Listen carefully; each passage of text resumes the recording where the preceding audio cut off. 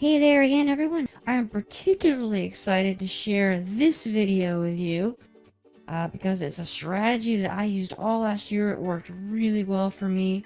It's something that I got from Ross Bentley, who is a race car driver, instructor, and motorsports mentor. Totally knows what he's talking about. He has some great books. If you haven't read them, you should. And we're just going to jump right in here because this is some really valuable information. Okay? I race a lot of autocross, as you probably know by now, and you don't see a lot of people out there taking tire data, recording it, making a new plan, and creating a better racing program for themselves. And if you use this method to find your optimal tire pressures, then you'll be ahead of everyone else, I promise, okay? So you're out there on the track, maybe your car's not performing as well, you have a new car or new tires. How do you find your optimal tire pressures? You can do it by guessing. It takes a lot of time, but this method will really kind of shorten the process and take a lot of headache out of your racing program. And in the last video, we talked a little bit about what tire shapes produce the most amount of grip, and what overinflated tires and what underinflated tires look like. And we're going to use that information in this video too. So I'll link back to the last video and we'll get started here. There are a couple things you need to acquire to use this method. One of them is some tool to measure tire temperature, and I recommend a pyrometer, a digital pyrometer, because there are direct contact types, but I've used them and they just don't work well. There are a couple reviews on a pyrometer that I use in my racing program, and I have a review that I'll link to on the website. So you need a digital pyrometer. You're probably in the $30 to $50 range for one of those. Not too bad. I'll just notate that right here, 30 to 50. So that's not bad. You'll want to have a tire gauge. Again, not a big deal. I probably spent about 10 bucks on the one I'm using. It's digital too. I like those. They're simple and easy to read. And the other thing you'll want to have on hand is a type of air compressor to make adjustments as necessary. I spent about 50 bucks on one of those as well. A really nice metal unit from Husky. And I think there are reviews on all of these things up on the website. Okay, so once you have these things, we can jump right in to what to do with them. So, the first thing you want to do is get out on the track, make a run, do whatever it is you do, and then come back in to the pits or starting grid or wherever you are. Ooh, let me redraw that. Oops, boy. All over the place today with this.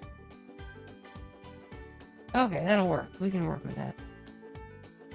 Okay, so you've just been out on the track, and you come back in, and your tires are starting to get warm. All that friction is causing them to heat up, okay? This is what you need to do. You need to take your pyrometer and take a temperature measurement here, here, and here. Inside, outside, center. And what we're looking for, and we're going to use some theoretical numbers for this, what we're looking for is 3 equal temperatures. I'm going to use degrees Fahrenheit for this. We're looking for 3 equal temperatures, okay?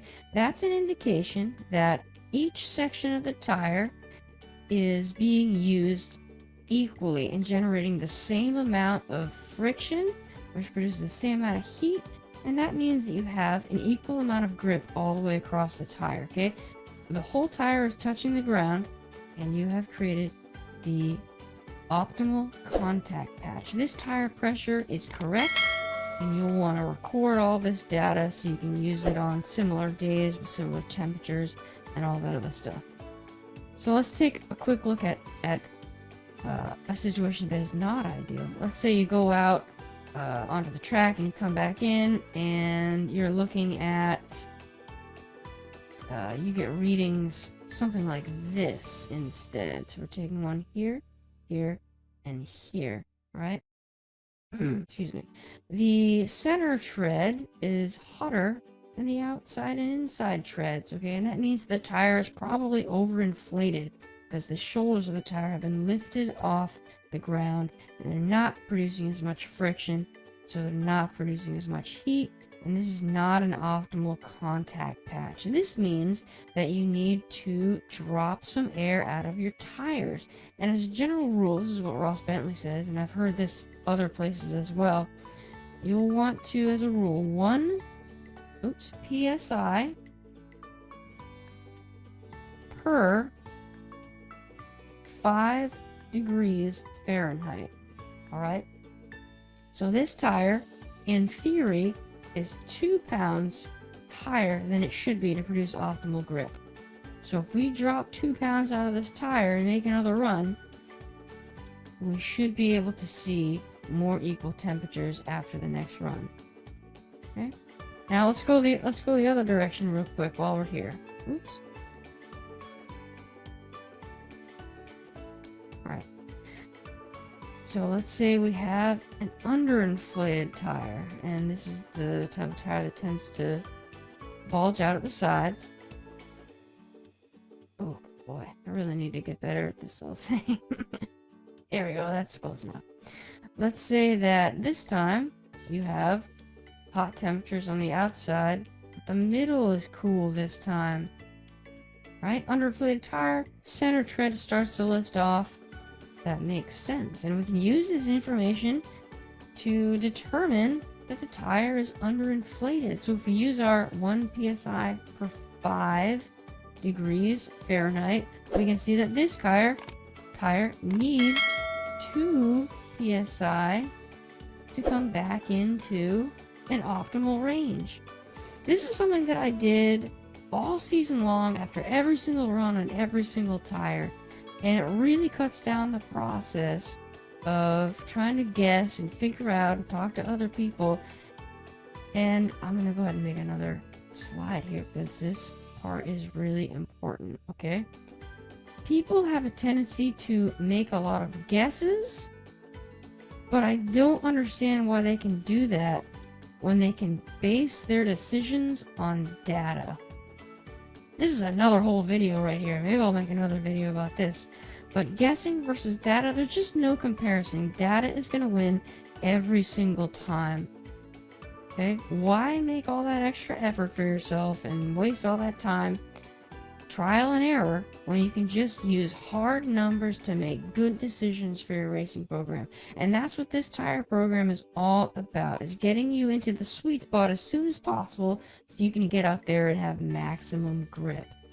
And I probably will make another video about that because I use a great data system on as well as this tire system. I use Harry's lap timer, an iPhone 4, and a couple of video cameras to collect a lot of great data for me. I am going to make a video about that. That's really important. So that's coming up at some point. Until then, if you haven't subscribed to this YouTube channel, there are always new videos coming out. If you find these videos helpful, shoot me a comment down below. Or if you have any questions, shoot me a comment. I love talking about this stuff. So I'll put a link up here to the YouTube channel. And I will be back shortly with another video. Until then, please take care.